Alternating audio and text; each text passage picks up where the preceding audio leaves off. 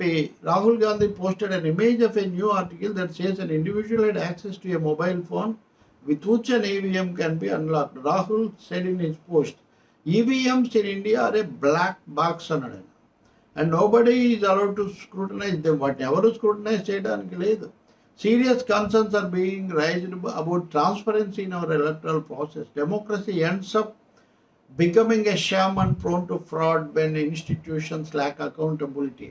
అంటే ఇక్కడ సమస్య ఏమంటే, ఇది రాహుల్ గాంధీ ట్వీట్.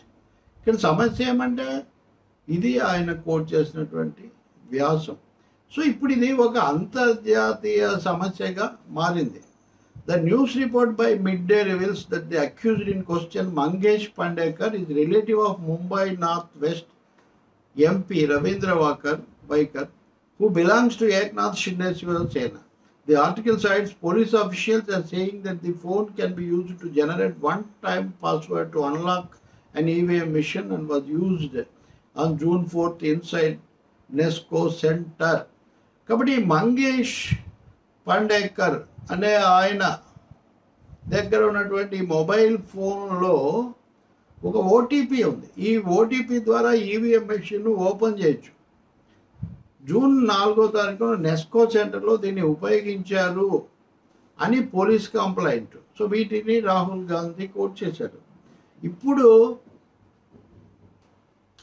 దీన్ని ఆంధ్రప్రదేశ్ అని కాదు, లేకపోతే ఇంకో చోట అని కాదు, 140 ఈవీఎంలలో తేడాలని కాదు, మొత్తం మీద విస్తృతమైన కోణంలో దీన్ని అధ్యయనం చేయాల్సిన, పరిశోధించాల్సిన అవసరం ఉంది. అలాగే న్యాయ వ్యవస్థ కూడా, సుప్రీంకోర్టు కూడా ఈ అంశాన్ని రీవిజిట్ మరొకసారి విచారణకు చేపట్టాల్సిన అవసరం కూడా కనిపిస్తుంది. చూద్దాం ఎన్నికల కమిషన్ ఏం చెప్తుందో. అలాగే సాంకేతికంగా కాకపోతే ఎన్నికల కమిషన్ కన్నా ముందే, సాంకేతిక నిపుణుల కన్నా ముందే మంత్రి రంగంలోకి దిగిపోయి అమెరికా వాళ్ళకు మస్క్ చేయడానికి రాదు, మనం బ్రహ్మాండంగా చేస్తామని చెప్పడం మటుకు కొంచెం హాస్యాస్పదంగా కనిపిస్తుంది. ఏదో అమెరికా కంటే మనం తక్కువ అని కాదు, కంప్యూటర్ రంగంలో తప్పకుండా వాళ్ళకు ఉన్నటువంటి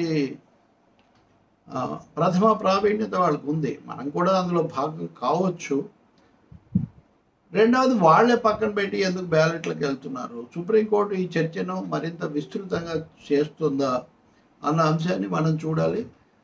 మూడవది, నేను ఇంతకుముందు కూడా చెప్పాను, మళ్ళీ చెప్తున్నాను, దీన్ని ఏదో ఇప్పుడు వచ్చిన ఫలితాలను ముడిపెట్టేసి వెంటనే చర్చ అక్కడ పరిమితం చేయాల్సిన, అక్కడ ఆపేసి అది ఇది ఒకటే అన్నట్టుగా చేయాల్సిన అవసరం కూడా లేదు.